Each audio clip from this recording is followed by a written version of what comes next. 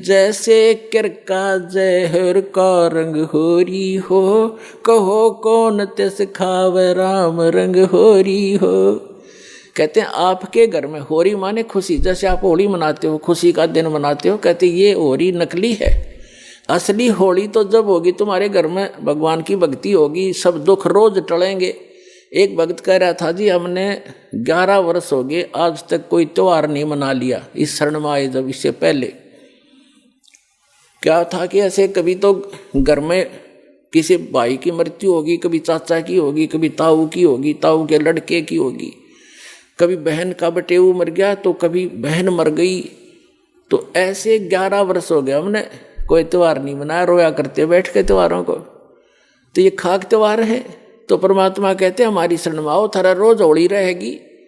और जैसे बुराई तुम करते हो, जो बुराइयां करके धन संग्रह करते हो या किसी को सताते हो, ये तो ऐसा कर रहे हो जैसे जहर खा रहे हो।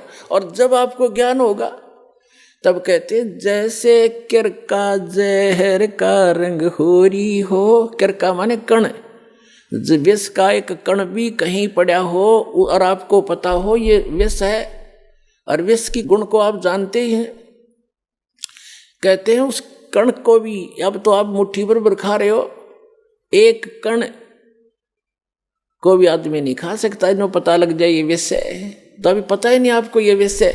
तो ये जानकारी कराने के लिए सत्संग किया जाता है कि जो गलतियां आप कर रहे हो धनी बनने के लिए या यहाँ लोग दिखावा करके लोक लाज में फंस गए, ये ना करो। और आपने यहाँ भी सुख मिलेगा। इस कबीर भगवान की शरण में आ जाओ, ये आपका पिता है, ये समर्थ है, आपके घर में सारे सुख देगा। तो इसलिए कहा है जैसे किरका जहर का रंग होरी हो, कहो कौन तिस खावे राम रंग होरी हो।